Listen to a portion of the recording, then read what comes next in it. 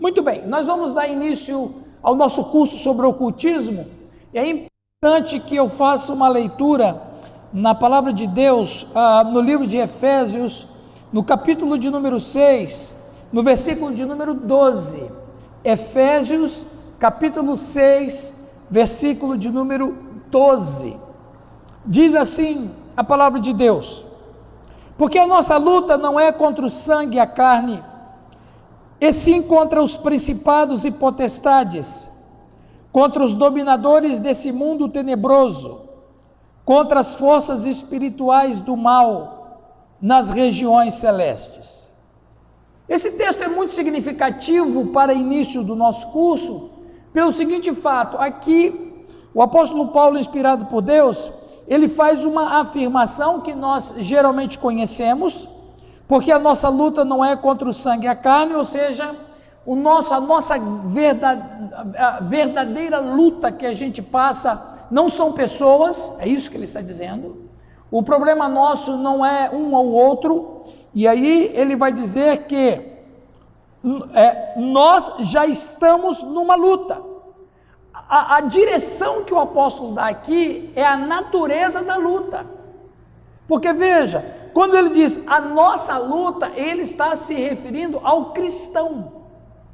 Então ele diz assim, a nossa luta, ou seja, nós cristãos temos uma batalha, e essa batalha é uma batalha comum ao cristão. Qual batalha é essa? Aí ele diz, olha que interessante, porque a nossa luta não é contra o sangue e a carne, e sim contra os principados e potestades, contra os dominadores deste mundo tenebroso. Aqui vai uma fala muito interessante, porque quando ele diz esse mundo tenebroso, então ele está dizendo o quê? Ele está dizendo que as trevas já estão presentes antes mesmo que o cristão estivesse aqui. E isso é muito significativo na nossa batalha espiritual, dentro dessa perspectiva do ocultismo, porque ele fala, esse mundo é tenebroso. Ele faz uma afirmação que esse mundo é tenebroso. Em outras palavras, ele vai dizer o quê? Ele vai dizer que esse mundo está em trevas. A grande questão é, por que esse mundo está em trevas? O que aconteceu porque esse mundo está em trevas? Por que esse mundo é tenebroso? Quem criou o mundo? Quem criou o mundo? Deus. Qual foi a primeira coisa que Deus criou? A primeira coisa, primeiríssima de tudo. O que foi? Antes dos céus e a terra. Primeira coisa que Deus criou. Luz. Haja luz. Aqui vai um ponto muito significativo, porque o sol, ele só foi feito no quarto dia. Isto significa que essa luz que Deus fez aparecer, não era uma luz de apenas clarear. Essa luz é um outro tipo de luz. Se Deus disse, haja luz, significa que essa luz só podia ser a luz de sua própria glória. A luz que veio à existência foi a luz da glória de Deus. Quando o universo, quando começa a existência com a luz, o mundo foi criado debaixo dessa luz, porque quando o mundo foi criado, a luz já estava aqui. Deus criou o mundo, a luz já estava aqui. Quando Deus criou os nossos pais, a luz já estava aqui. Então, isso significa que o mundo estava vivendo debaixo da luz da glória de Deus. Em outras palavras, esse mundo não é um mundo tenebroso, pelo contrário, ele é um mundo de luz. Os nossos pais habitavam debaixo dessa luz. Quando houve o pecado, a desobediência, os nossos pais são expulsos do jardim, e essa luz que brilhava, que era a glória de Deus, não existe mais, ela é apagada. Quando os nossos pais são expulsos do jardim, aí começa o mundo tenebroso. O mundo passa a ser um mundo de trevas porque a glória de Deus se afastou. A glória de Deus se afasta, o homem passa a viver e a construir a sua história debaixo de pecado. As nações que se originam depois de nossos pais são nações que se originam a partir do pecado. Obviamente, a partir do pecado são trevas. E aí nós encontramos uma questão que o inimigo de nossas almas passa a ser o príncipe deste mundo. O príncipe deste mundo é o príncipe das trevas. Logo, esse mundo se torna um mundo tenebroso. Irmãos, estão entendendo? Amém? Só que o profeta Isaías, ele vai dizer, o povo que andava em trevas, viu grande luz. A quem que o profeta Isaías estava fazendo profecia, ou se referindo? A Jesus. Então, Jesus, quem de fato foi também? Jesus Cristo foi a luz da glória de Deus que veio a esse mundo iluminar. Por isso que ele vai dizer em João 8,12, eu sou a luz do mundo. Não é a luz do sol, não é uma luz que ilumina o planeta. Ele está dizendo que ele era a luz que iluminava as trevas do coração dos homens. Aquela luz que deixou de se manifestar por causa do pecado, agora essa luz volta, só que agora ela volta em carne e osso. Em outras palavras, quando Jesus Cristo vem aqui, todas as trevas e os demônios e Satanás e os anjos caídos, eles entram em choque, porque há milênios eles dominavam isso aqui. Milênios. Agora não dominam mais, aquela luz voltou, e se a luz voltou, o homem agora tem uma nova chance de voltar a viver na luz da glória de Deus. E aí, meus irmãos, o que acontece? Quando Jesus Cristo vem, e cada pessoa que se converte, é um ponto de luz no mundo que continua em trevas, porque o sistema que o homem criou foi um sistema de pecado. Esse sistema continua, só que esse sistema, ele está sendo combalido com a presença do cristão. Vocês já viram aquela imagem de satélite, que o planeta nosso, quando uma parte do planeta está ou na sombra do sol, fica tudo escuro, que é a noite? Vocês já viram aqueles pontinhos que são as cidades? Vocês já viram, não é? Acredito que vocês já viram.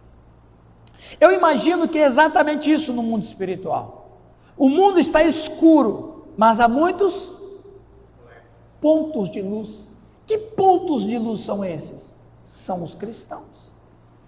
Aqui nós encontramos uma outra questão muito interessante. Nós somos mais inimigo das trevas que as trevas do nosso inimigo.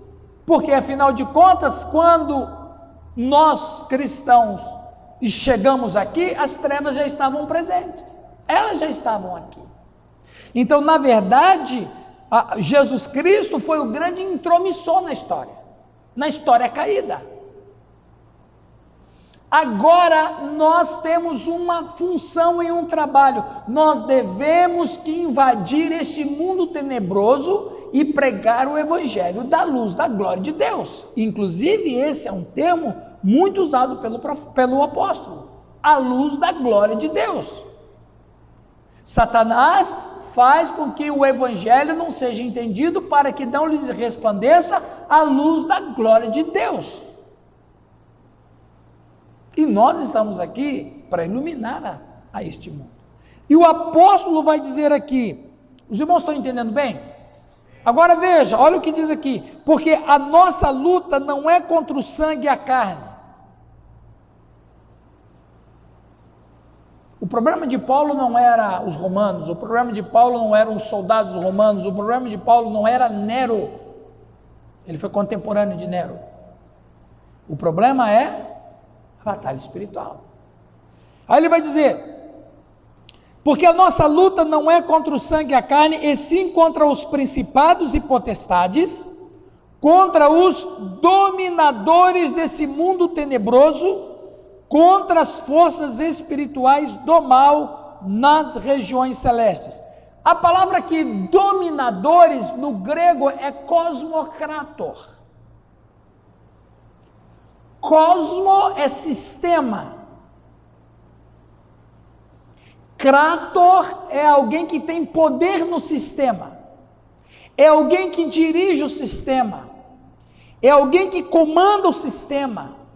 É alguém que está no controle do sistema, ordenando que o sistema obedeça às suas diretrizes. Isso é o cosmocrator. Por exemplo, dando aqui um exemplo muito comum, nós temos no prefeito de uma cidade, ele é um cosmocrator, porque ele dirige um sistema em prol da população. O governador de um estado, ele é o cosmocrator, ele tem um secretariado, a Secretaria de Educação, Secretaria de Saúde, Secretaria de Segurança, Secretaria de Obras de Infraestrutura, todas as secretarias é comandado por esse cosmocrator. E o apóstolo Paulo, ele usa essa palavra com relação ao inimigo de nossas almas, a Lúcifer. Lúcifer é o cosmocrator.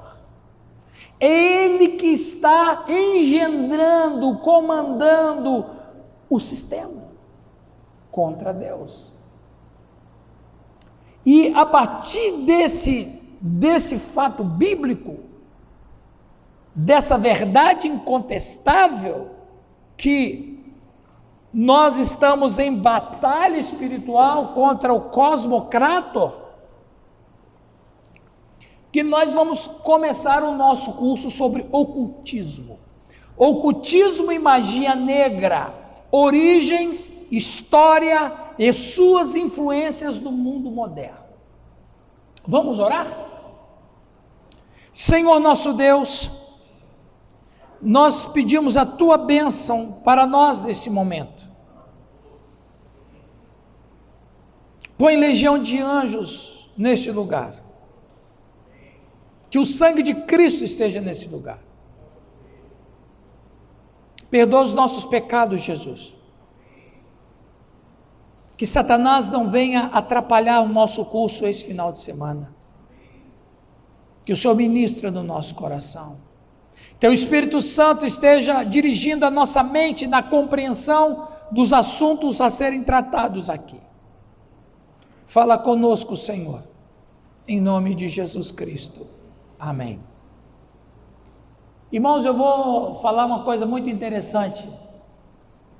Eu estou falando desse assunto desde outubro. Comecei em outubro em Campo Mourão e continuo falando desse assunto. Desde aquele primeiro dia, quando eu comecei a falar desse assunto, eu estou em batalha espiritual constante. Não está fácil. Esta semana eu tive uma semana de mais absoluta luta. Nós precisamos conhecer o nosso inimigo mais do que você imagina.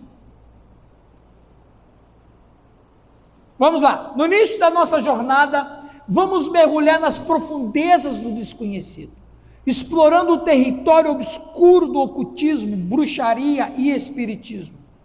O interesse da procura pelo ocultismo é um dos sinais dos tempos do fim. 1 Timóteo 4:1, o apóstolo Paulo diz que o Espírito Santo afirma que nos últimos tempos muitos se apostatarão da fé por obedecerem a ensino de demônios.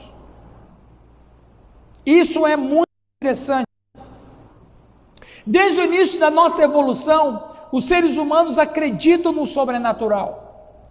Os humanos antigos, incapazes de explicar e medir racionalmente certos fenômenos, começaram a acreditar em agentes ocultos para entender o mundo ao seu redor. Eventualmente, estas crenças evoluíram para incluir entidades como deuses e deusas, espíritos, demônios, anjos, monstros e bruxas, todos os quais poderiam impor a sua vontade ao mundo. Então, o ser humano, ele crê na sobrenaturalidade. Mas você pode perguntar bem assim, não, mas e o ateu? O ateu também acredita na sobrenaturalidade, mesmo que de uma outra forma. Por exemplo, quando acontece algo muito espetacular, muito maravilhoso, coisas que a ciência não tem condições de explicar, coisas que racionalmente não tem condição de explicar, como que as pessoas dizem que o que aconteceu, que palavras se usam? Vamos dar um exemplo aqui. Uma pessoa sofre um acidente de carro, o carro capota 7, 8, 9, 10 vezes, o carro fica completamente parecendo uma bola de papel amassado, de lá ileso. Como é que as pessoas dizem? Que sorte! Ora, o que é a sorte? A sorte nada mais é do que uma deusa. Porque a sorte, ela é explicada ou ela é usada para tentar dar uma explicação de algo que racionalmente é impossível acontecer, de algo que a ciência não pode acontecer, mas como eu não acredito em Deus, eu vou chamar isso de sorte. Ou seja, o que é a sorte? A sorte nada mais é do que uma divindade. Por isso que é bom a gente evitar essa palavra, viu? Às vezes a gente usa no dia a dia por uma questão de cultura, mas na verdade nós não temos sorte, nós temos um Jesus que está do nosso lado, não é verdade? Então o ser humano, ele crê na sobrenaturalidade. Então hoje chamamos essas coisas de ocultismo, que em seu sentido mais amplo se refere a qualquer coisa que seja desconhecida. A palavra vem do latim occultus, que significa clandestino, oculto ou secreto. Algo oculto, secreto, sobrenatural ganha vida. Exemplo dessas práticas incluem magia negra, espiritismo e satanismo. Então, isso se chama oculto, porque não é uma coisa que está debaixo da luz, não é uma coisa que está clara, não é uma coisa que pode ser apresentada, debaixo de uma sombra, debaixo de uma capa, debaixo de uma coisa que ninguém pode ver. Por isso que chama-se ocultismo. A magia ou a feitiçaria desempenhou um papel marcante na vida do Antigo Oriente Próximo. O ocultismo é caracterizado por ser um tipo de conhecimento sobrenatural e secreto, que está além do conhecimento empírico, ou seja, um conhecimento de experiência, envolver a magia, a alquimia, a cabala, a astrologia, o espiritismo e a adivinhação, ter influências das religiões e filosofias orientais como o yoga, o hinduísmo, o budismo e o taoísmo, ser relacionado com o misticismo e o esoterismo. Agora, a grande questão é a bruxaria, a magia, o esoterismo, as religiões orientais, a cabala, a adivinhação, o ciganismo, tudo está presente na sociedade, certo? Certo. A grande questão é, quem começou? Aqui é o ponto. Quem começou com isso? Quem foi a primeira pessoa a mexer com isso? Quem foi o primeiro espírita da história da humanidade? Quem foi que começou? Quem foi o portal do mal para o mundo? Quem foi o primeiro ser humano na história a invocar as trevas? Quem foi o primeiro ser humano? Alguém começou. Não é verdade? Pensa bem, Val, alguém começou.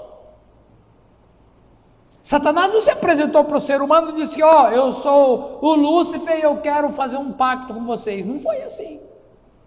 Então nós temos, aí você pode pensar assim: ah, mas aí é muito difícil saber. Sim e não. É mais certo a gente saber do que não saber. E vocês vão ouvir hoje uma coisa que talvez você não tenha ouvido, ou se ouviu, muito raramente as pessoas vão ouvir o que vocês vão ouvir hoje. O início do ocultismo e a relação com a idolatria. Preste atenção, queridos. Isso é muito importante. Não existe ocultismo sem idolatria. Não existe idolatria sem ocultismo. Então, nós precisamos partir para descobrir como que isto veio. Para mim poder descobrir como que isto apareceu, eu tenho que ter um marco zero. Eu tenho que ter um início. Quando a gente estuda as Escrituras, e às vezes dentro dessa perspectiva, nós passamos muito por cima, e nem sempre a gente se dá conta do que está acontecendo, nós chegamos a um ponto de partida, linha histórica do ocultismo, e o ponto de partida, o dilúvio, a destruição do mundo em água, Gênesis capítulo 6. Preste atenção, isso é importantíssimo, importantíssimo.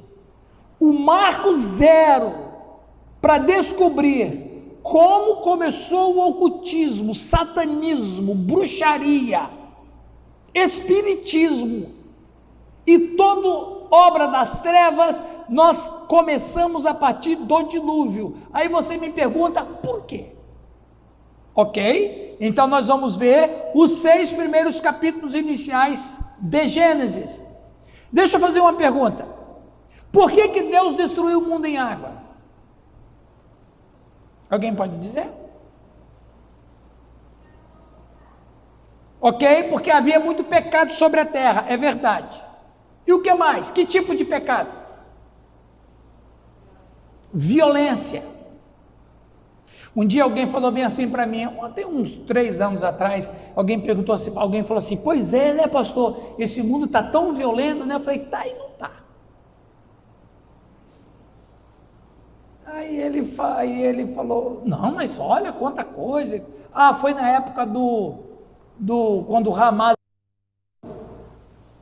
Israel, ali na Palestina.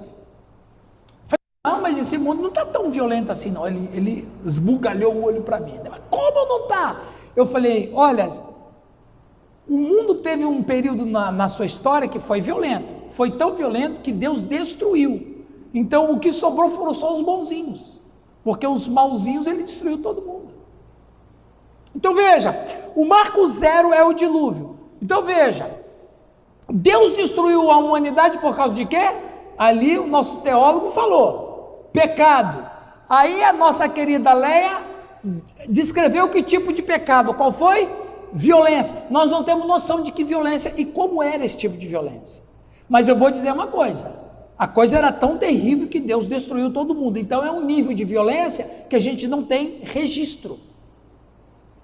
E se a Bíblia não revelou, é porque Deus não quer que a gente descubra que tipo de violência foi. Mas olha que interessante, não tem registro de idolatria. Deus não destruiu a humanidade porque eles eram idólatras. Não existe esse registro histórico.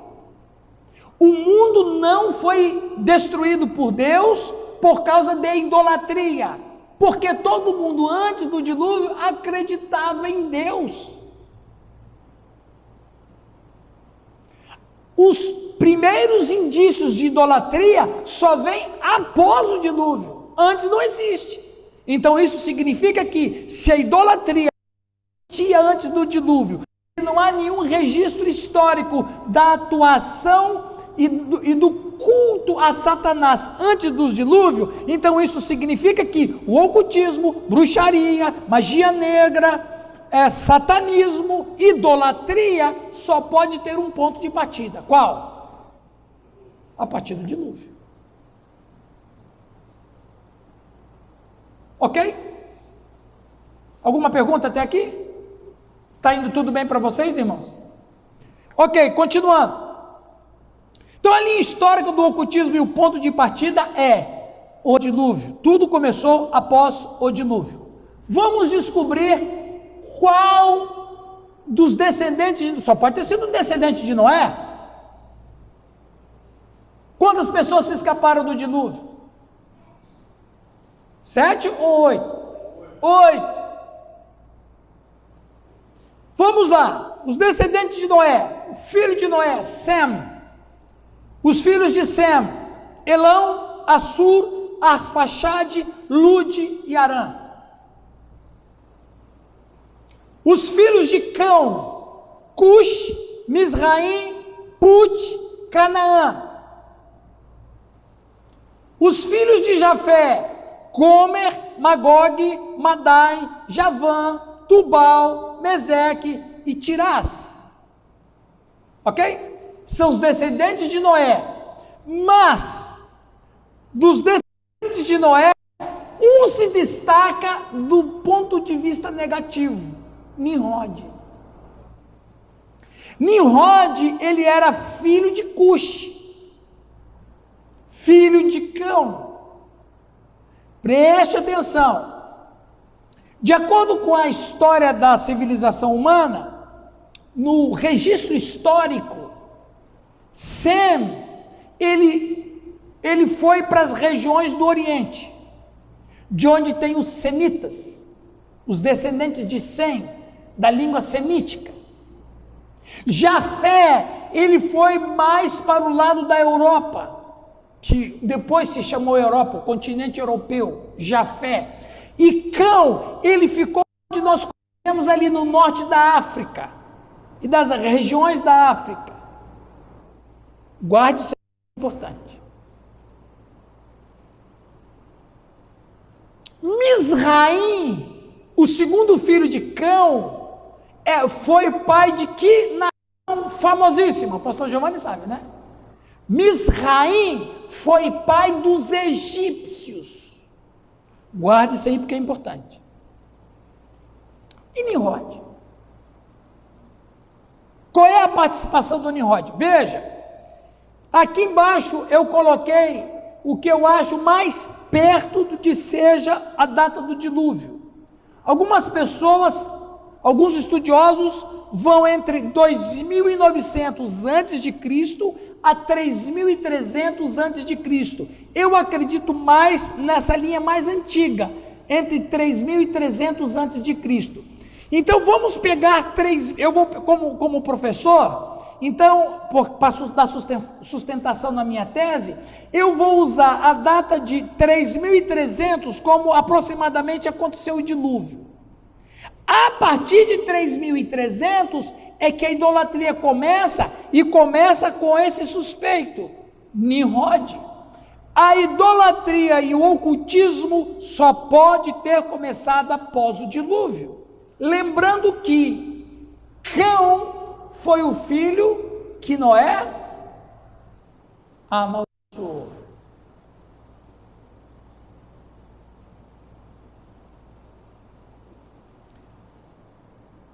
A idolatria e o ocultismo são como irmãos gêmeos.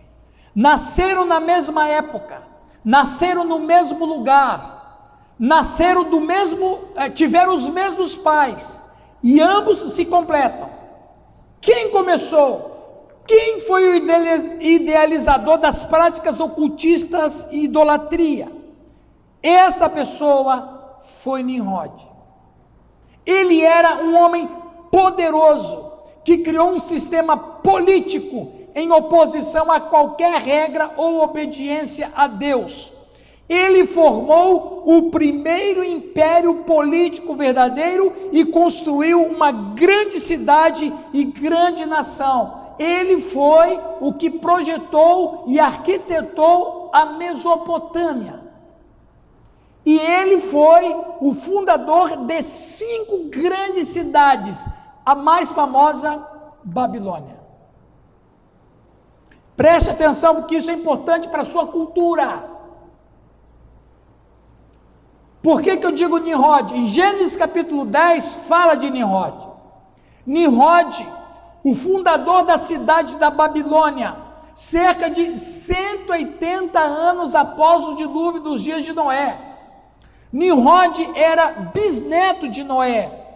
De acordo com Gênesis 10, 1, 6, 8 a 12, Nimrod ficou conhecido como poderoso caçador em oposição a Jeová. Preste atenção, o Nimrod, ele é a figura central pós-diluviana. Ele é a figura central pós-diluviana. Quando Gênesis 10 diz que Nimrod foi um poderoso caçador diante do Senhor, é isso que diz lá Gênesis 6:10, no seu sentido hebraico, inclusive eu já traduzi o sentido hebraico, ele foi um poderoso caçador em oposição a Jeová.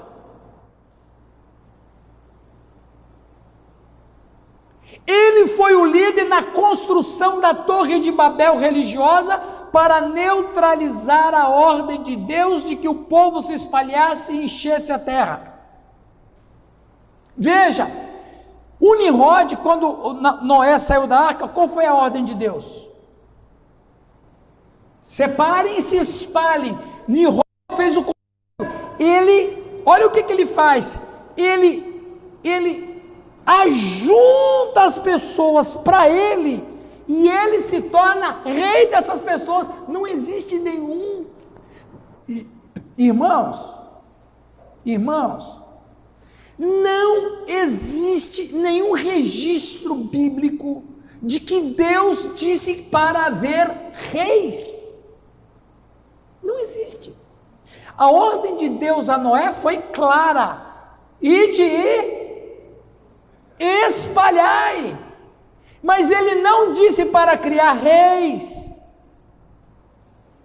porque reinado dá a ideia de concentração de população. O Nimrod, ele começa a desobedecer a Deus, e ele começa a se tornar um rebelde, porque a palavra Nimrod em hebraico significa rebelde ou o rebelde. Só que aí tem um detalhe, não sei se o pastor Giovanni sabe disso. Nimrod, pastor Giovanni, não é nem nome próprio. Nimrod é um adjetivo. Mas ele foi uma pessoa tão rebelde que a Bíblia não diz qual era o nome dele mesmo, porque ele ficou tão conhecido pela sua rebeldia que ninguém mais chamava ele pelo nome, chamava ele de Nimrod, que significa o quê? Rebelde. É interessante como que certas coisas da vida incorporam numa pessoa, ele encarna e não tem como você mudar mais o nome certo. Isso era muito comum nos dias de Jesus. As pessoas, eles eram despossuídos da sua humanidade. Quem era doente de lepra já não era mais o Bartolomeu. Como é que ele era chamado? O leproso, o baixinho, o magrinho. Então, às vezes, um apelido toma nome próprio. Olha que coisa interessante, eu estava falando isso esses dias. Você, quando vai fazer uma fotocópia, ninguém fala bem assim: eu vou fazer uma fotocópia. Não, você fala que você vai tirar uma xerox, que é erradíssimo. Aliás, xerox é até verbo. Eu vou xerocar. Eu xeroquei, mas o vernáculo português não tem verbo, xerox. Por quê? Porque xerox é o nome da empresa que criou, inventou e fabricou a máquina que faz fotocópia. Quando eu era criança, lá em Barbacena, finada mamãe dizia assim: meu filho, vai comprar um Bombril. Se bem que Bombril naquela época era bom, hoje você usa, pode jogar fora que ele apodrece para outro dia. Mas aquele Bombril que eu comprava durava mais de uma semana. Mas na verdade não é bombril, o que que é? Palha de aço. Mas é que a marca ficou tão famosa que o produto se incorporou. O Nimrod, ele era tão rebelde, que ele foi despossuído do seu nome próprio para ser reconhecido como o rebelde. Olha o nível dele, olha o nível de rebelião. Então, a obediência a essa do baluarte tão verdadeira em toda a terra, mas Nimrod apareceu como um herói para os seus seguidores. Eu fiz uma pesquisa absolutamente profunda sobre Nimrod. Eu me debrucei em cima de livros, achei alguma coisa na internet, mas eu fiz uma descoberta muito interessante sobre Nimrod. O Nimrod, ele era uma figura internacional de seus dias. Ele não somente era uma figura reconhecida internacionalmente, como o Nimrod, ele era uma pessoa de um carisma muito grande.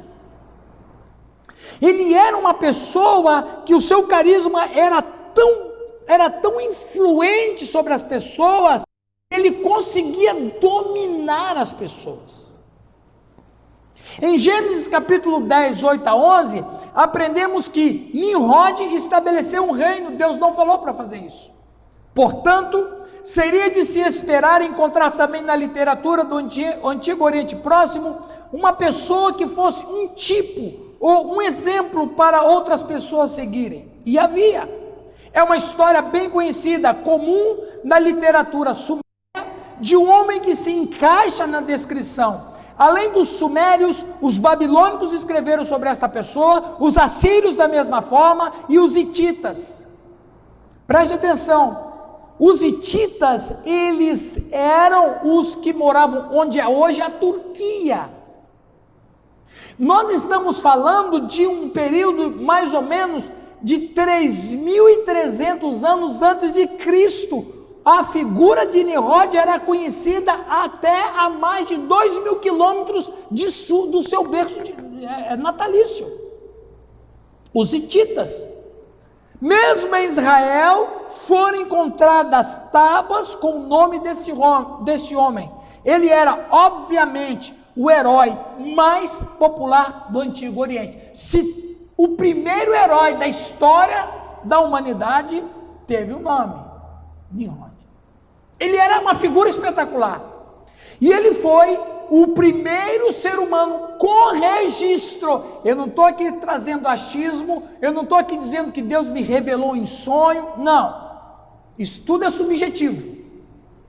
Eu estou trazendo registro histórico.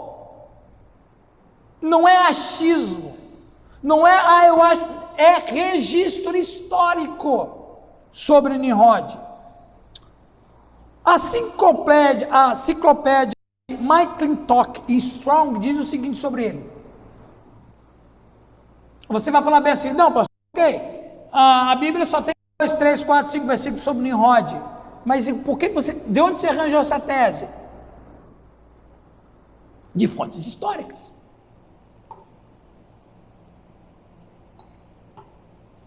Essa enciclopédia fala o seguinte sobre Nimrod.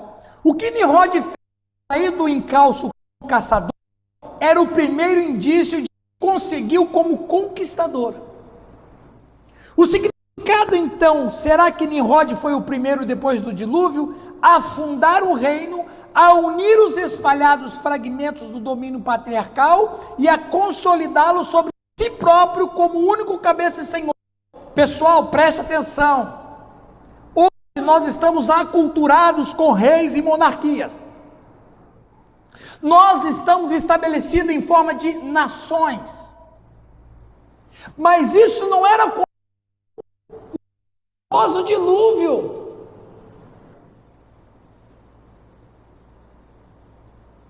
Ou seja, Nimrod foi o primeiro ser humano pós-dilúvio a estar juntando pessoas para que ele controle. Preste atenção, isso é importante a compreensão. Quem é que controla tudo? lá no começo? Deus. Quem é o rei de toda a terra? Deus. Quem é que concentra as pessoas em torno de si? Deus. O que Nimrod estava fazendo? Ele estava fazendo o quê? O papel? O que ele era na verdade? Para ele? Deus. Opa! Estão captando? Estou desenhando, Val? Aqui começa a idolatria. O Nimrod começa a fazer uma coisa que fazia.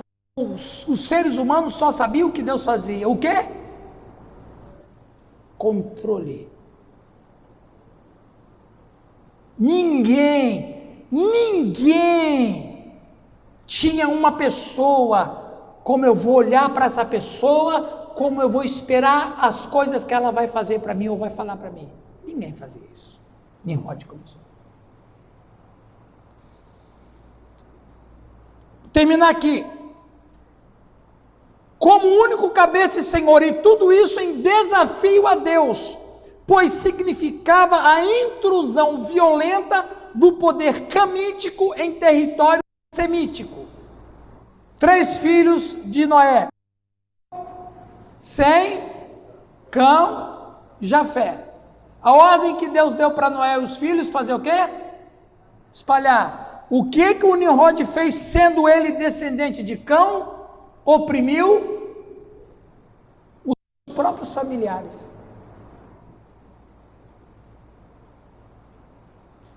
Falando ainda, ele era um homem poderoso. Não dá para ver muito ele ali, mas está aí. Ele era um homem poderoso que criou um sistema político em oposição a Deus, em oposição a qualquer regra ou obediência a Deus. Ele formou o primeiro império político verdadeiro e construiu uma grande cidade e nação. Ele autorizou a construção de um zigurate, ou uma torre, ou uma pirâmide, que seria usado para adorá-lo como um deus. Foi Nimrod quem os excitou a tal afronta e desprezo a Deus. Um homem ousado e de grande força de mão. O principal é que sua vida e lenda se tornaram a base para muitas religiões e crenças falsas que ainda temos hoje.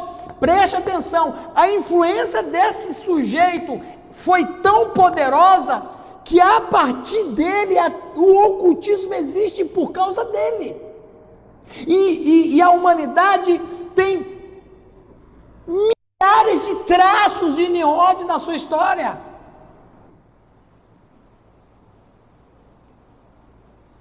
O caminho de Nimrod para a grandeza, compartilhando que ele se tornou um rei dos reis, derrotou seus inimigos e também se tornou o primeiro proprietário de escravos na história pós-diluviana.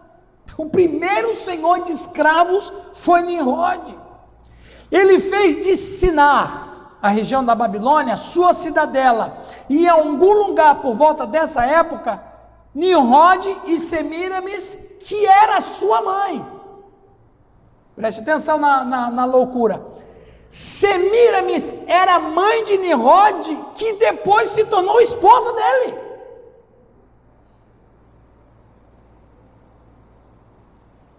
Se declararam deuses. Opa! Estamos achando quem começou com a idolatria.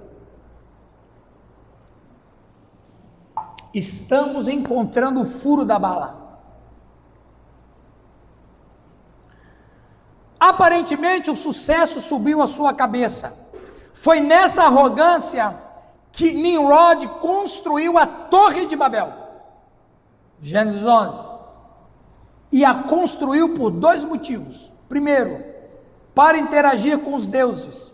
Segundo, e aqui é o mais ridículo, para fornecer uma fuga caso Deus enviasse outro dilúvio. Preste atenção, isso é importante. A criação da Torre de Babel teve um propósito. O Nimrod, porque veja bem, o Noé e seus filhos saem da arca. O que você acha que eles vão dizer para os seus filhos e para os filhos dos seus filhos? O que aconteceu? 180 anos depois, era muito quente a situação do dilúvio. Havia marcas do dilúvio no planeta.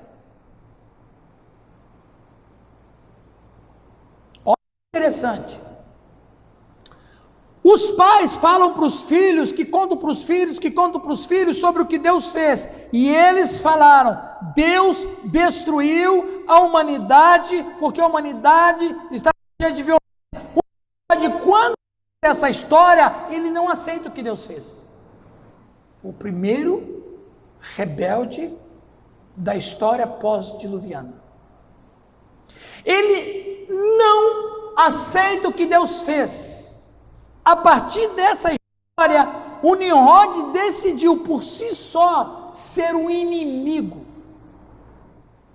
E o que ele faz? Ele constrói a torre, começa a construir a Torre de Babel. Nos registros históricos vão dizer, ele estava construindo a Torre de Babel para que, se Deus fosse afogar o mundo em água outra vez, ele e seu reinado escapariam e subiriam até Deus para blasfemar contra ele na face dele. Olha só o que o Talmud babilônico Erubim 53a declara. Então, por que foi ele chamado de Nimrod?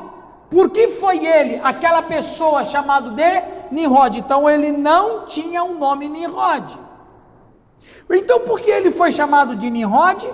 Porque incitou todo mundo a se rebelar contra a sua soberania. O nome Nimrod deriva de Maharadá, que aquele que se rebelou, ou ele deserdou. Eu tenho aqui um registro de uma fonte histórica preciosíssima, Flávio Joséfos, esse judeu. Pastor Giovanni bebe muito dele, não é não? Não só o pastor Giovanni, eu, qualquer historiador, qualquer professor, até o secular, o Flávio Joséfos.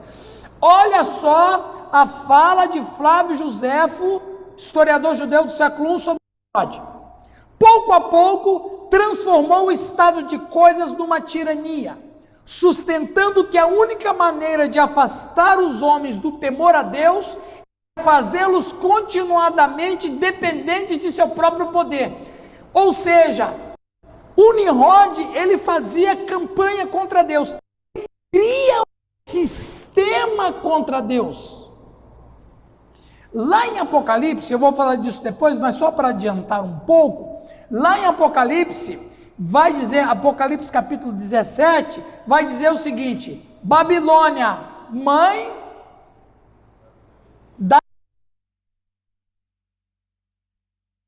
da terra. Agora, espiritualmente falando, qual era o pecado que Deus considerava de prostituta ou prostituição? Qual era o pecado? Idolatria. Ora, se idolatria era o pecado que Deus chamava de prostituição, e se a Bíblia diz que Babilônia é a mãe, o que a Bíblia está dizendo? Que a idolatria começou na Babilônia. É que a gente não presta atenção. Ora, se a Babilônia é a mãe das meretrizes, então a idolatria começou na Babilônia. Quem foi o idealizador, o construtor e o rei de Babilônia? Nimrod. Aí a gente já achou. Quem começou com Nimrod. Quem começou com o ocultismo? Nimrod. Quem começou com bruxaria? Nimrod. Quem começou com satanismo? Nimrod. Quem foi o primeiro ser humano pós-diluviano do qual Satanás encheu o coração? Nimrod. Quem foi o primeiro ser humano qual tinha o primeiro pacto com o diabo? Nimrod. Na verdade, Satanás encontrou em Nimrod um hospedeiro perfeito. Ele achou um ser humano influente, forte, valente, inteligente, carismático e principalmente com ódio a Deus. Na verdade, quem foi Nimrod? Nimrod foi o próprio Satanás na terra. O que Satanás foi no céu, Nimrod foi na terra. Agora eu pergunto, quem abre os portões dimensionais do mal no mundo? Quem foi que popularizou e propugnou e fez com que as trevas se espalhassem por toda a terra? Porque as trevas têm veículo de se espalhar no mundo. Qual? Idolatria.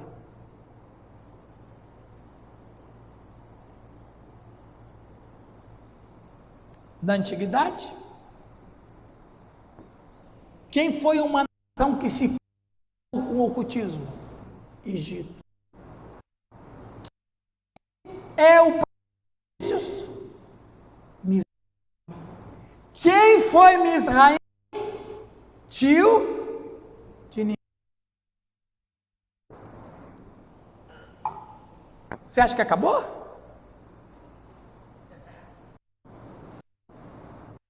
Já acabou? Ele só vingar-se de Deus, continua Flávio Josefo.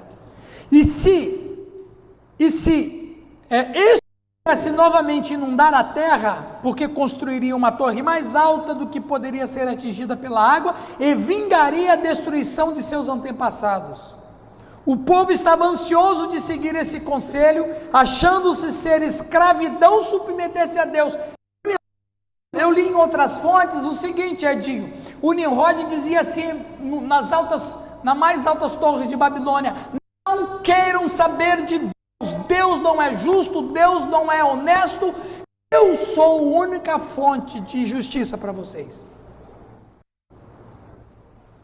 O povo estava ansioso de seguir esse conselho, achando-se ser escravidão, submeter-se a Deus, de modo que empreender o construir uma torre, e ela subiu com rapidez, além de todas as expectativas.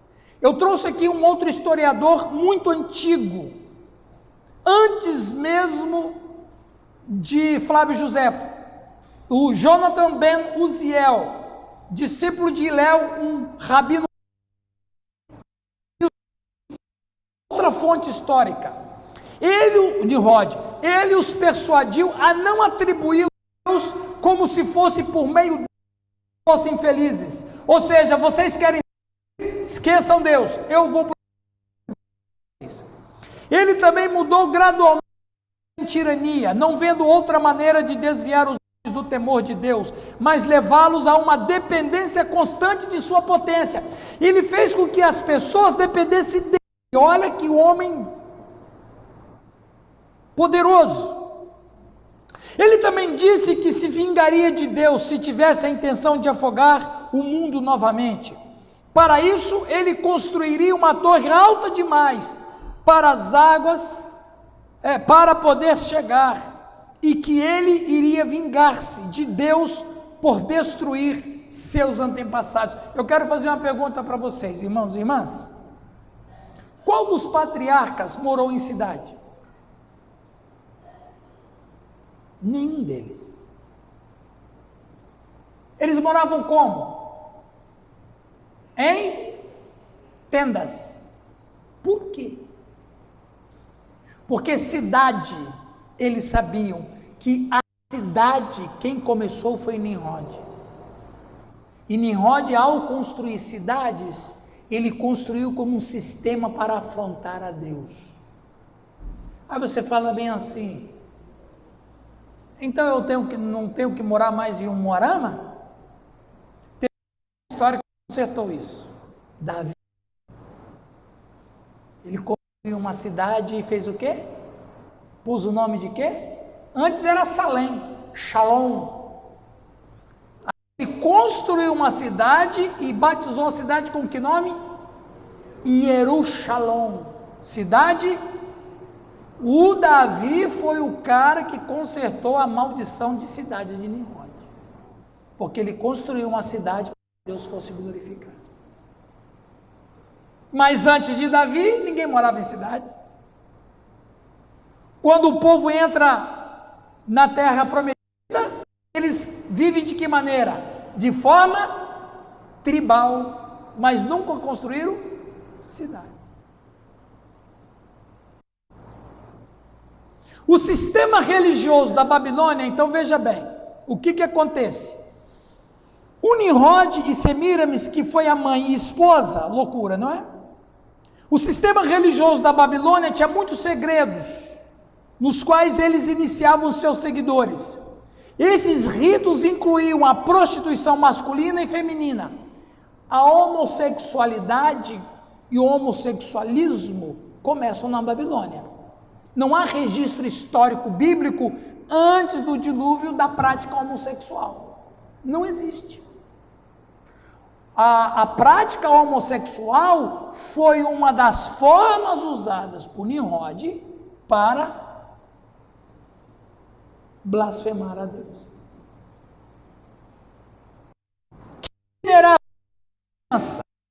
Essa religião se espalhou pelo mundo então conhecido: Sodoma, Gomorra, Egito, Babilônia, Tiro, e Roma.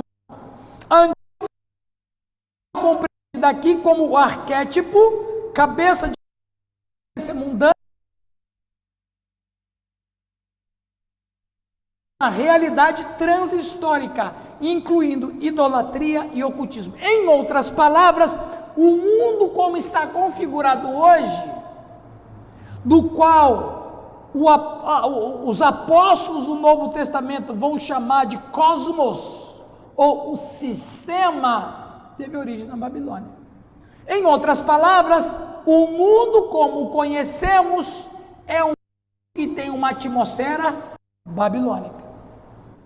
O que nós vemos hoje de ocultismo, idolatria, paganismo, bruxaria, magia negra, esoterismo, são sementes que foi plantada na Babilônia com Nimrod e Semiramis.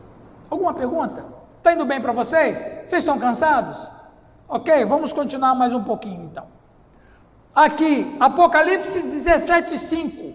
Na sua fronte achava-se escrito um nome, um mistério: Babilônia, a grande, a mãe das meretrizes e das abominações da guerra. Ou em outras palavras, Babilônia como sistema dele, toda a maldade vem depois dele.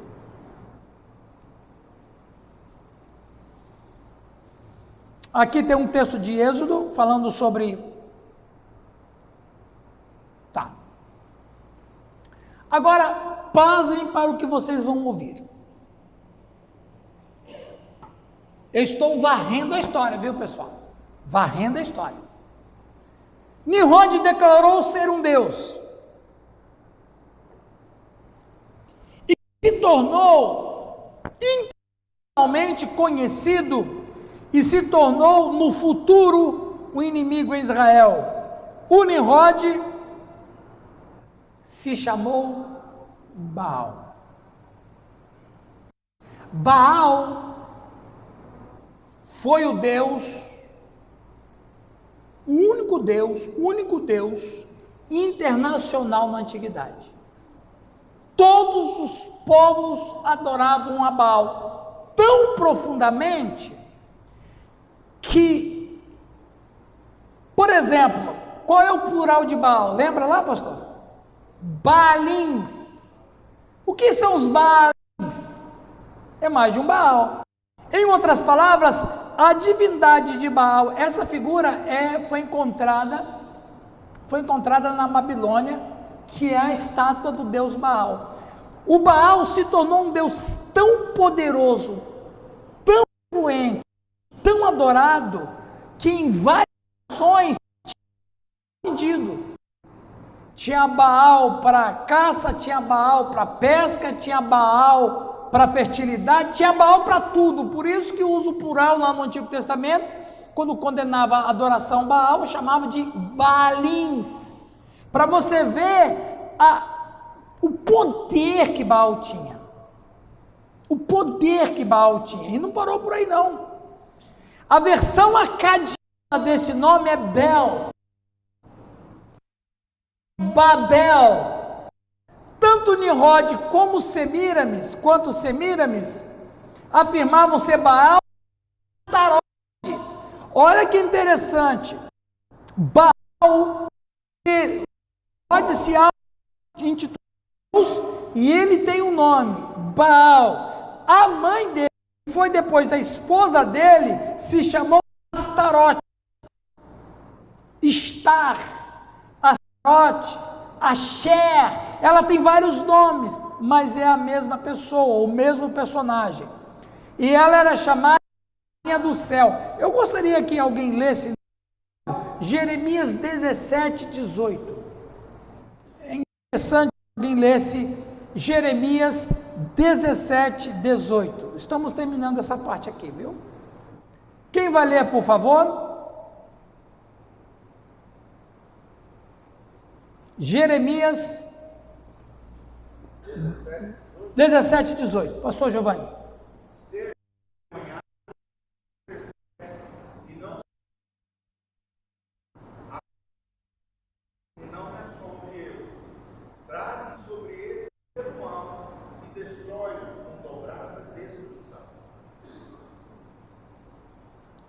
Não era bem, não, era 7, 18.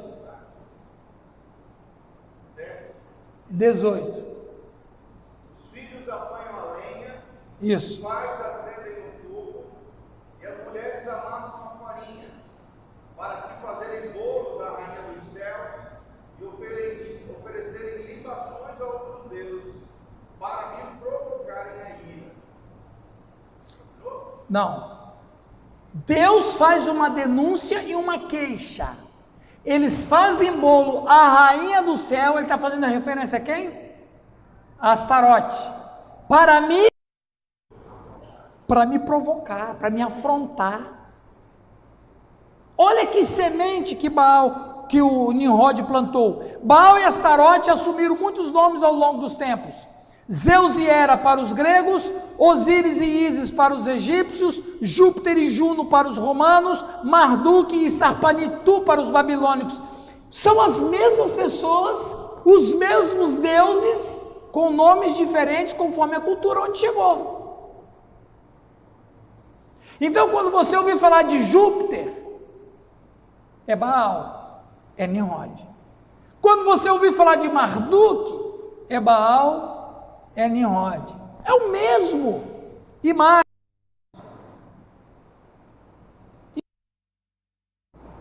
Em Nimrod começou a idolatria como a conhecemos, e dele se criou todo o paganismo que permeou o mundo antigo, chegando até os nossos dias. O que nós temos hoje de paganismo no mundo vem de Nimrod. E com o passar dos séculos e com o passar dos milênios, o paganismo foi se ramificando em várias naturezas, mas a cabeça é a mesma. Ele foi a porta dimensional do mal em nosso mundo, o primeiro ser humano a fazer pacto com o diabo, que encontrou em Nimrod um hospedeiro perfeito para levar os homens à destruição pelo caminho da idolatria. Para terminar essa sessão, eu vou contar outra história que não está nos slides. Quando Nimrod começou com essa blasfêmia,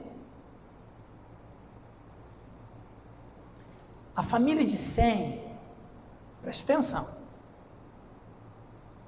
a família de Sem matou Nimrod, esquartejou Nimrod. Isso aqui é um registro fora da Bíblia, histórico. Preste atenção, pessoal, importante. Se você não prestou atenção até agora tem que prestar. Ele o corpo de Nimrod e espalhou toda a terra para que as pessoas soubessem que ele não era Deus e que só havia um Deus. Mas ele não morreu. A Semíramis, para não deixar morrer o que eles criaram, ela falou, a Semíramis engravidou. A Semíramis engravidou do pênis que sobrou de Nimrod, que se tornou um pênis mágico. Ela engravidou e deu à luz a um menino chamado Tamuz, que a Bíblia fala desse Tamuz como um falso Deus, uma abominação ao Senhor. Ela não deixou morrer a semente que eles plantaram, e pasmem, quando você lê a história no Egito, dos deuses egípcios, a história de Osíris e Ísis é a mesma coisa.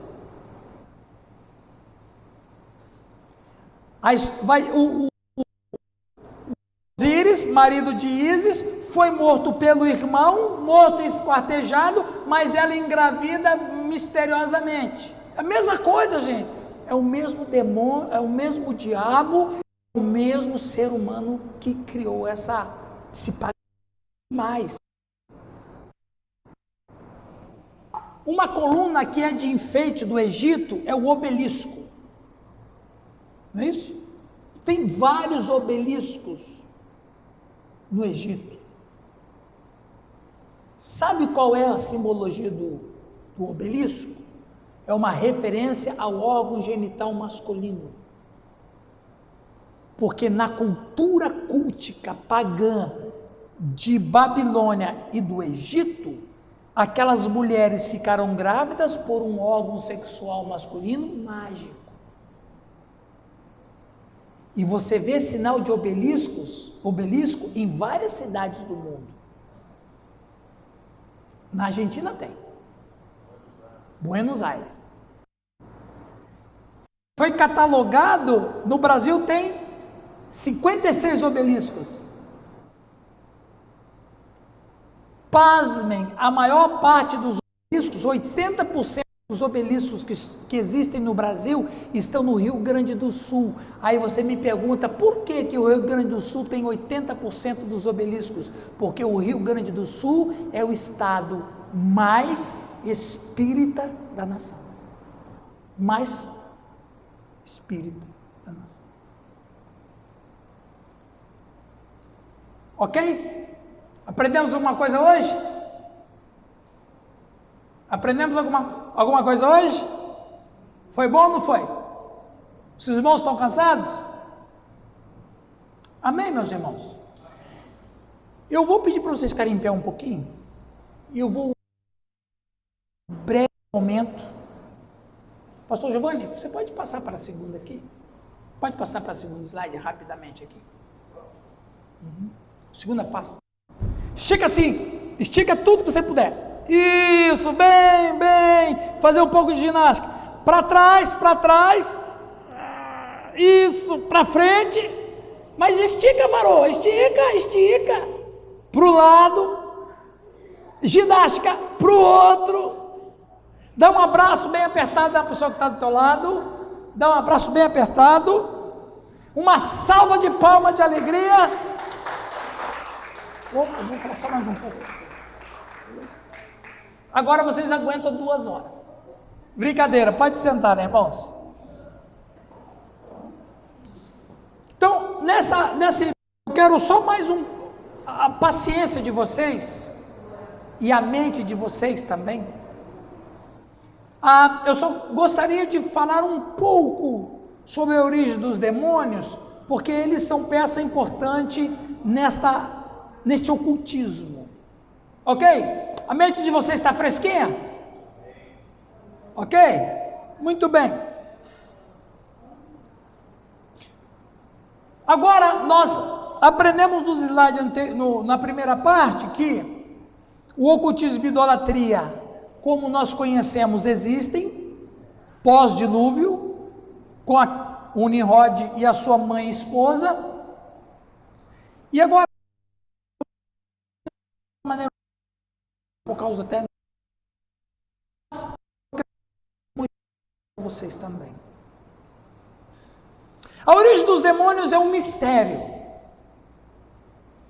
É importante esclarecer que os anjos caídos, e olha pessoal, preciso que você preste atenção, porque eu vou fazer umas afirmações aqui que já é estranha ao seu conhecimento, mas é importante, e você que está assistindo também. Se você tiver pergunta que está acompanhando pela internet, faça sua pergunta aí no box, é isso, pastor? E amanhã eu respondo. É importante esclarecer que os anjos caídos e os demônios são seres diferentes, embora ambos sejam seres malignos. Os demônios carecem de uma estrutura física como a dos seres humanos, por isso estão em constante busca de corpos para habitar. Na nossa teologia, nós aprendemos que demônios e anjos caídos é a mesma coisa. Não, não é a mesma coisa. Não é. Não é a mesma coisa por uma questão etimológica, por uma questão ontológica e por uma questão histórica. E eu vou explicar isso rapidamente para vocês. Então veja, na teologia, a gente aprende o seguinte: não, os anjos, Lúcifer caiu, os anjos que caíram com ele se transformaram em demônios, mas você não vê a Bíblia. Vamos dizer que isso fosse verdade. Onde é que tem um registro que diz que Lúcifer é demônio?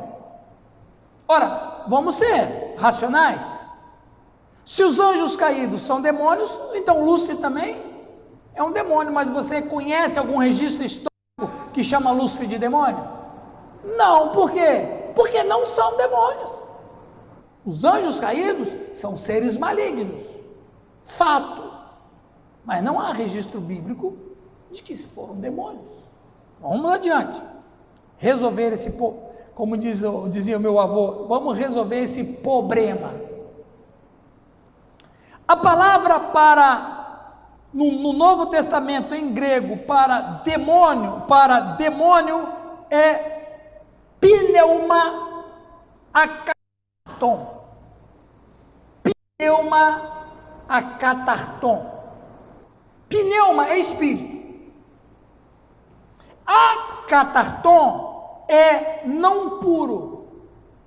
Não puro. Eu estou traduzindo literalmente. O que é uma coisa não pura? Impura. Então, os registros bíblicos, o que está no Novo Testamento, você vai ver, ou aquele espírito é chamado de espírito imundo, ou ele é chamado de daimonia. Então, veja, pneuma catarton, ou espírito não puro, ou espírito imundo. A palavra para anjo é angelos.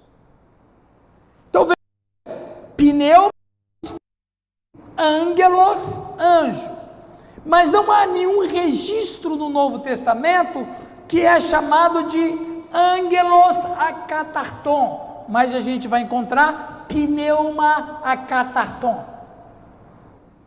Não existe angelos akatarton ou anjos imundos. Não existe nenhum registro bíblico chamando os anjos de impuros. Mas existem vários textos no Novo Testamento se referindo aos espíritos impuros, ou malignos ou impuros. Então, até para uma etimologia, não há nenhum sentido de que um anjo caído é um demônio. Não tem isso, gente. Isso foi uma crítica que se popularizou, mas que não reflete a verdade. Anjos caídos podem assumir a forma humana, mas ao contrário dos homens, eles não se reproduzir. Por exemplo, há anjos que se apresentaram como homens, foram os anjos na casa de Ló, foram os anjos conversar com Abraão, eles se apresentaram como seres humanos, mas não eram seres humanos na sua estrutura. Isso é importante falar. A Bíblia os trata como espíritos maus, diferenciando-os dos anjos maus. Demônios e espíritos malignos sentem profunda necessidade do corpo material, tal como os humanos. Tem alguns textos bíblicos que eu vou ler para vocês agora, né? Lucas 10, 17, então regressaram os 70 possuídos de alegria, dizendo, Senhor, os próprios demônios, no grego daimonia, se nos submetem pelo teu nome. Então regressando os 70 possuídos de alegria, dizendo, Senhor, os próprios demônios se nos submetem pelo teu nome. Mas ele lhes disse, eu vi Satanás caindo do céu como um relâmpago. Eis aí vos dei autoridade para pisar de serpentes e escorpiões e sobre todo o poder do inimigo, nada absolutamente vos causará dano. Não obstante, alegrai-vos não porque os espíritos se vos e sim porque o vosso nome está arrolado no céu. Preste atenção, irmãos, isso que é importante. Quando Jesus chama seus discípulos, várias ordens, idem para todas as ruas, todas as vilas, prega o evangelho, dê vista a cegos, fazem coxos andarem, mortos ressuscitarem, assim, tarefas básicas, ressuscitar mortos, coisas simples.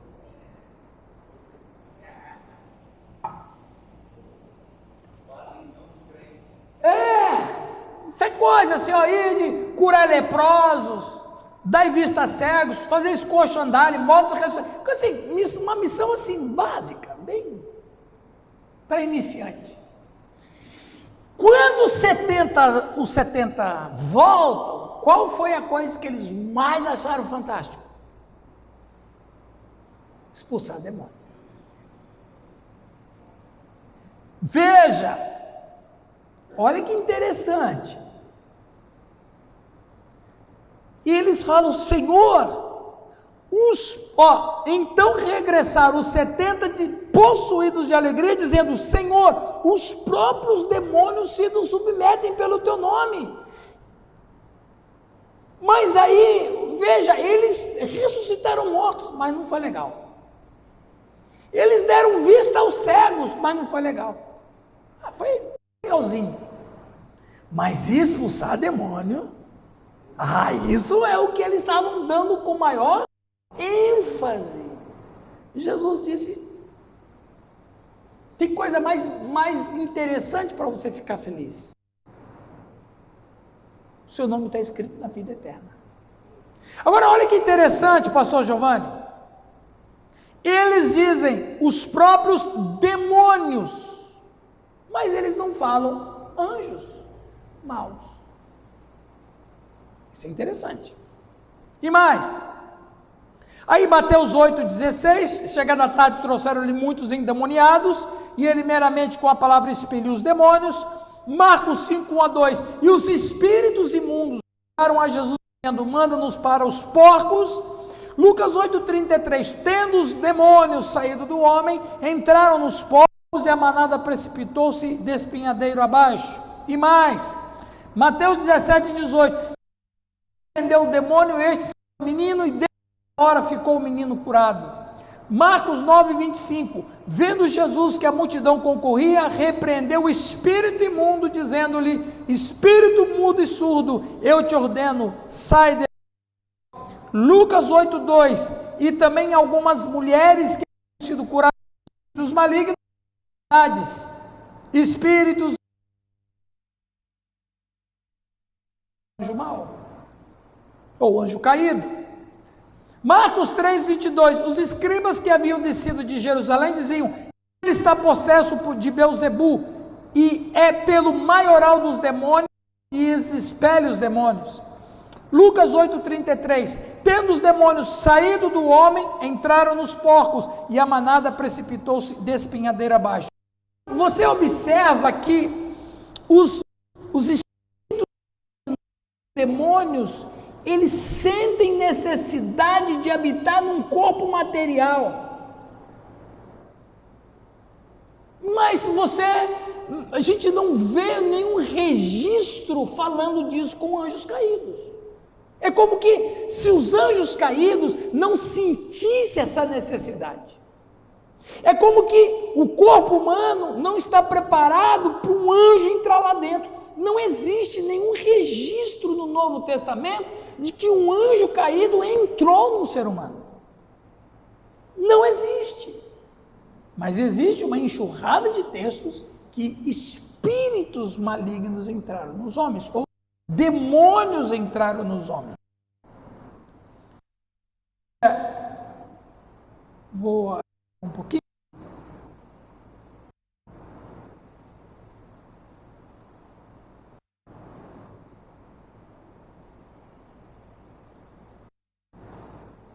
Mateus 12, 43 a 45 nos lembra que estamos numa batalha espiritual e faz muitas revelações sobre os espíritos ou os demônios. Pastor, você por gentileza, você acompanhe na sua Bíblia Mateus 12, 43 a 45. Vamos indo para a parte final. Pode ler? Ok. Abra na sua Bíblia, por favor, Mateus 12, 43 a 45. Se achou aí, por gentileza, pode fazer a leitura. Quando o espírito imundo tem saído do homem, anda por lugares áridos, buscando repouso, e não encontra. Então diz: voltarei para minha casa de onde saí. E voltando, acha desocupada, varrida e adornada. Então vai e leva consigo outros 7 espíritos, piores do que ele, e entrando, habitam ali. E são os últimos atos deste homem, piores do que os primeiros. Assim acontecerá também a esta geração má. Veja bem, vamos ali, acompanhando a sua Bíblia.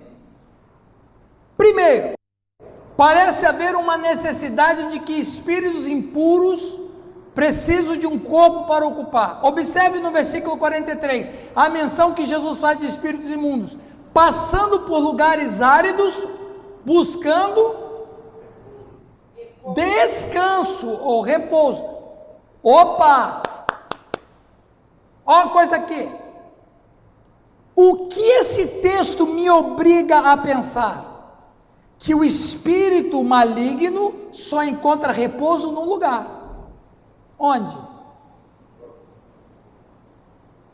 Num corpo humano. Olha que coisa impressionante. Ele anda por lugares áridos, buscando descanso. Ele só encontra descanso num lugar então. Onde? No ser humano. Olha que interessante. Em contrastes, Efésios 2:2, Paulo diz que o príncipe da potestade do ar. Os anjos caídos vivem nas regiões celestes, mas esses espíritos andam vagando, andando por lugares áridos, eles não saem voando. Olha que interessante, esse versículo está, portanto, dizendo a você que existem níveis de maldade ou níveis de crueldade mesmo entre os demônios. Em outras palavras, alguns demônios serão mais cruéis e mais malignos do que os outros. Olha, veja bem, o demônio sai do homem, aí ele anda por lugares áridos, procurando descanso, aí ele não acha, aí ele volta para o ser humano que ele tinha acabado de sair. Mas olha que curioso, ele não entra. Por que ele não entra? Ele encontra a casa, o quê? Varrida, adornado, enfeitado.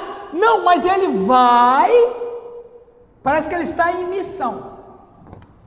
Ele vai, chama quantos espíritos? 7, piores do que ele. Em outras palavras, esse texto que Jesus nos apresenta, nos diz que, e é impressionante isso, existe hierarquia entre os demônios e existem níveis de crueldade entre os demônios. Às vezes, acompanhando e fazendo uma dedução desse texto, há demônios que ficam ocupando uma pessoa, mas ele fica na dele. Ele não se manifesta, ele fica lá. Anônimo, ele está lá dentro, tranquilão, descansando, está na dele. Ele não incomoda e ele não é rude de se manifestar, porque se ele manifesta, ele vai ter que ser expulso. Ele não quer ser expulso, ele quer ficar lá. Mas aí a pessoa fala bem assim: ô João, vai ter um culto especial lá na minha igreja hoje, vamos! O demônio escuta aquilo, começa a dar dor de barriga no cara, não vai não. Se você for, eu não vou aguentar a glória de Deus lá. Se você for, eu vou perder meu descanso. Vai não, aí é dor de cabeça, é uma dor de barriga, alguma coisa acontece porque o João não vai no culto. Mas se o João for no culto, ele já sabe o que vai acontecer. Alguém vai a orar, pronto, ele não aguenta. Ele se manifesta, porque é demais. É impressionante isso. Há demônios que fazem mal para as pessoas. Mas há demônios que eles não querem fazer mal, eles querem ficar. Eu quero ficar na boa. Interessante que esse demônio que foi expulso, que Jesus está contando, e ele não está contando como uma parábola, ele está contando como um fato ocorrido. Ele não diz que esse demônio fez a pessoa ficar doente, fez a pessoa ficar muda, surda, não. Ele estava sossegado. Até que, e eu acredito que quem expulsou foi o próprio, algum servo de Deus, até um dos de tecido. Porque só tem registro no Novo Testamento, não tem registro no Antigo Testamento.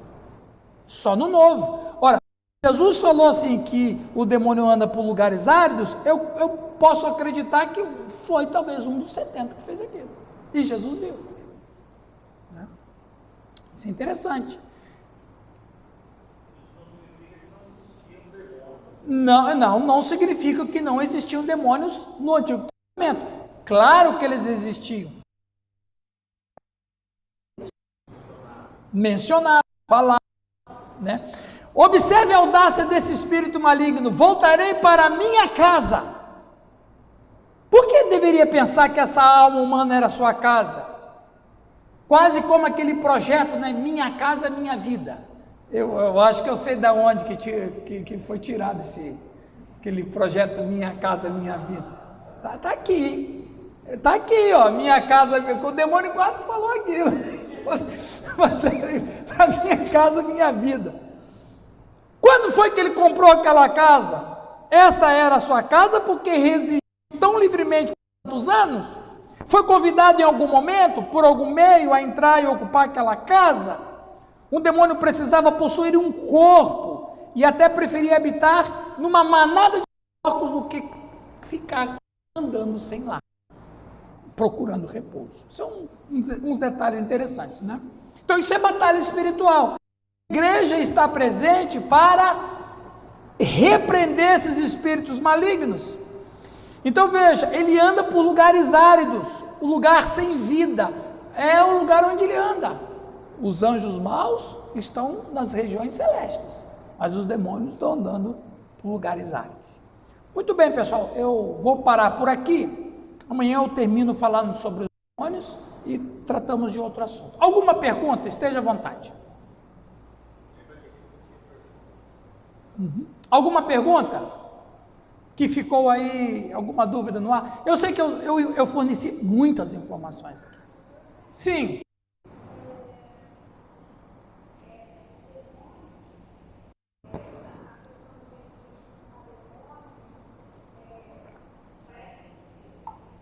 Sim.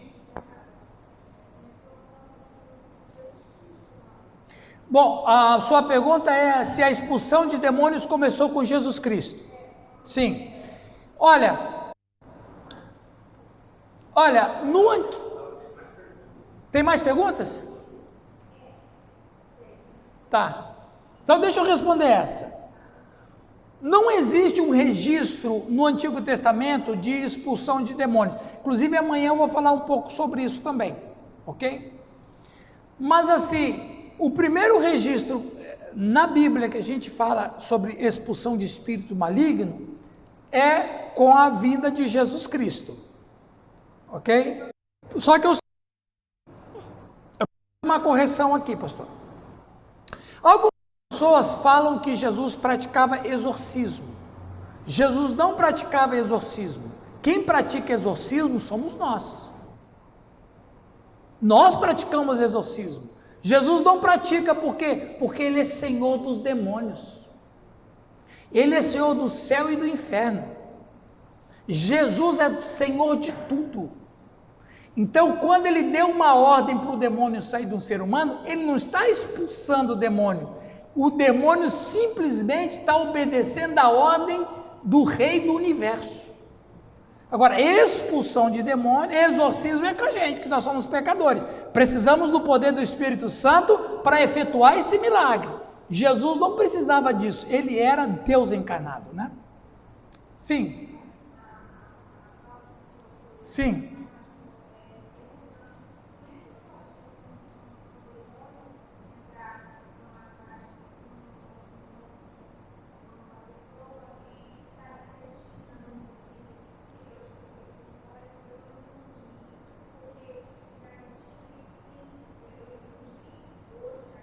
Aham.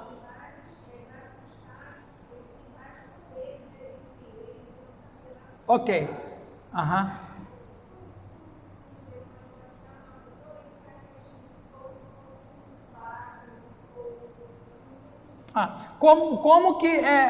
Como é que é possível um demônio ficar ocupando uma pessoa de maneira silenciosa sem que se manifeste? É isso. Olha, há demônios que estão em missão. Por exemplo, eu não acredito quando o demônio fala, eu vou matar essa pessoa. Não vai, porque se ele mata aquela pessoa, ele perdeu a boquinha. Perdeu o lugar de descanso. É só enganar, é mentiroso, o demônio é mentiroso. Eu vou matar, ele não tem esse poder. Não tem. E nem quer também. Agora, ele pode, conforme o demônio, ele pode torturar a pessoa, ele pode enganar a pessoa, perturbar a pessoa, oprimir a pessoa, enfermar a pessoa. Há demônios que fazem isso. Há outros que ficam...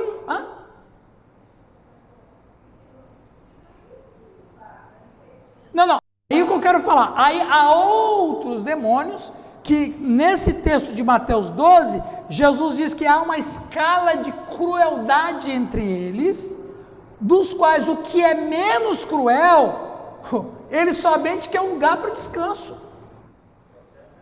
E outra coisa que é importante falar sobre essa questão, é que às vezes, e eu estou tirando por base no texto, às vezes demônios insistem em não sair, porque ele está debaixo de uma ordem também, dos seres superiores, entre eles. Então, assim, há várias ordens de espíritos malignos, há várias ordens de maldade entre eles. Então, ele vai chamar 7 espíritos piores do que ele, então você tem uma escala de comparação de maldade. Eu conheço história de gente que ficou endemoniada um tempão e não sabia, até que alguém foi orar por ele. Você conhece, né? O camarada não tinha problema de vício, não bebia, era gente boa, mas só foi, posso orar por você? Pronto, apareceu lá. Então, há um monte de casos. Então, a questão toda é que nós conhecemos os casos que mais que chamam a atenção. Mas o mundo dos demônios, irmã, é um mundo vastíssimo e de várias ordens entre eles. Ok? Mais alguma pergunta? Você está agora no curso de demonologia, olha que beleza. É importante a gente saber isso, sabe por quê? Quando a gente for enfrentar um endemoniado, você sabe quem ele é. E você sabe o porquê que ele está ali. E você pode até falar com autoridade de conhecimento que ele está ali porque que ele está desesperado, mas ali não é o lugar dele. Entende? E você pode expulsar em nome de Jesus. Jesus dá autoridade para a gente fazer isso. Né? Sim.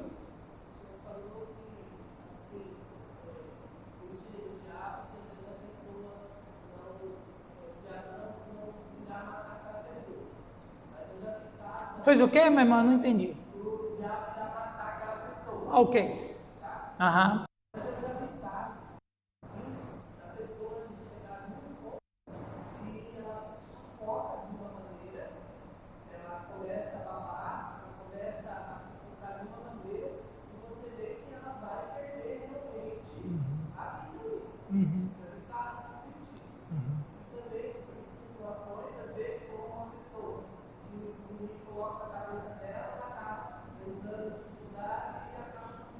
Sim, sim. Então, sobre principalmente pessoas que tiram a própria vida. Claro, pessoas que tiram a própria vida necessariamente não estão possessas. Elas estão sob influência. Outra questão. A destruição da vida humana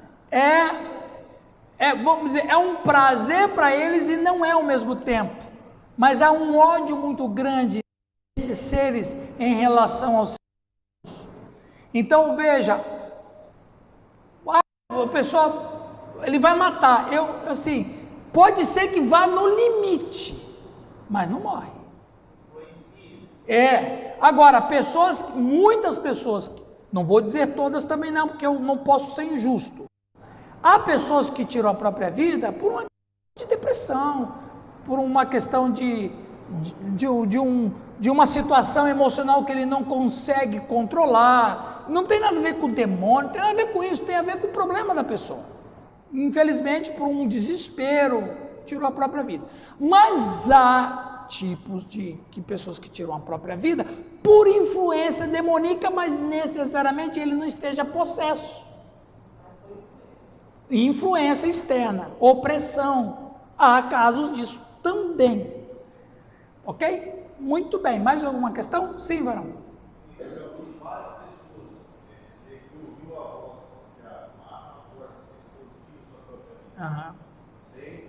É influência, exatamente, é influência. É uma outra questão, ele não entra, mas fica do lado de fora, porque, irmãos, o único lugar que possa entrar na gente, nós seres humanos, é na mente. Você perdeu a mente, você perdeu a porta da alma, porque a porta da alma é a mente. A mente enfraqueceu, a mente ficou obscurecida em relação às coisas de Deus, acabou. É a mente. Isso é muito importante falar. Pessoas que usam drogas, pessoas que têm problema de alcoolismo, pessoas que perdem a sobriedade, e se está envolvido com bruxaria, macumbaria, espiritismo, cartomancia, ciganismo e todo esse tipo de paganismo, a mente dele não tem resistência. É um aeroporto, sim.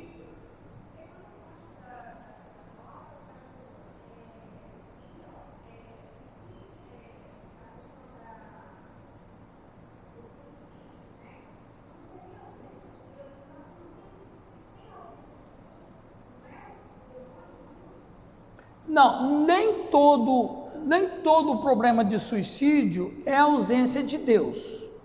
Essa é a sua pergunta. Alguns casos mas a gente conhece história de cristãos que cometem esse ato, de pastores que cometem esse ato. Então, assim, não é a minha área, a área da doutora Leia, mas eu vejo que até onde eu pude estudar, pessoas que tiram a própria vida, e não estou generalizando, há casos e casos. Alguns casos são pessoas que estão desesperadas sem Deus, é verdade.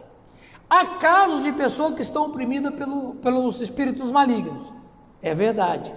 Há casos de pessoas que estão sob medicação poderosa, que tira a lucidez. Exatamente, é verdade. Então, cada caso, ele tem que ser estudado dentro da sua própria seara. Eu não posso dizer, não, tirou a vida porque ele não precisava de Deus. Pode ser, mas eu conheço gente, e eu já ouvi testemunho de cristãos que tiveram a própria vida. É multifatorial. Tem pessoas que tiram a própria vida, por exemplo, sabe qual é a região do Brasil que mais pessoas tiram a vida? Não, por incrível que pareça, é no norte do Rio Grande do Sul, em várias cidades. E sabe qual é? Foi feita uma pesquisa em locus, para descobrir por que aquela região tem alto índice disso. E a teoria é que essa é uma região de plantação de fumo.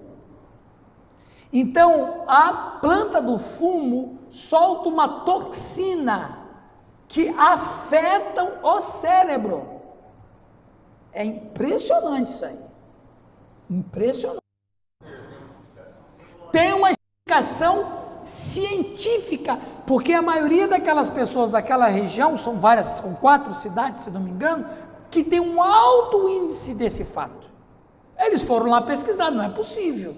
Então, a tese dos cientistas é que há uma toxina natural do fumo que penetra pela pele, é absorvida pela pele, entra na corrente sanguínea e atinge, é como se, não é minha área, né?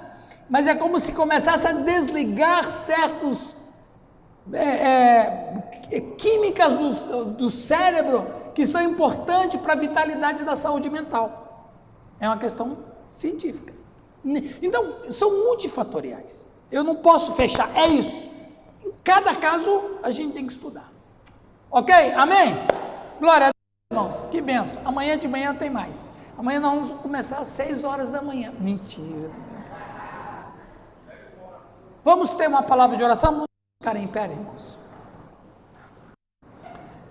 Senhor Deus, nós tivemos uma caminhada boa hoje à noite, estudando a Tua palavra e começando a descobrir como que todo esse aparato espiritual do mal está embrenhado na nossa sociedade.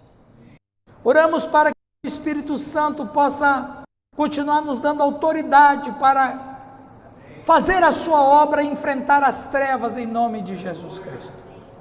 Oramos para que o Espírito Santo nos dê força cada vez mais e principalmente, ó Deus, se a gente encontrar pessoas com problema com demônios, nossa autoridade em Jesus Cristo seja o suficiente para curar essas pessoas, Senhor.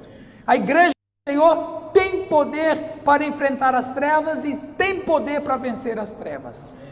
Que o Senhor nos dê uma noite abençoada de repouso e descanso. E amanhã às 9 da manhã, Senhor, estejamos aqui para continuar a aprender sobre o ocultismo, o que é, saber sobre ele e como vencê-lo.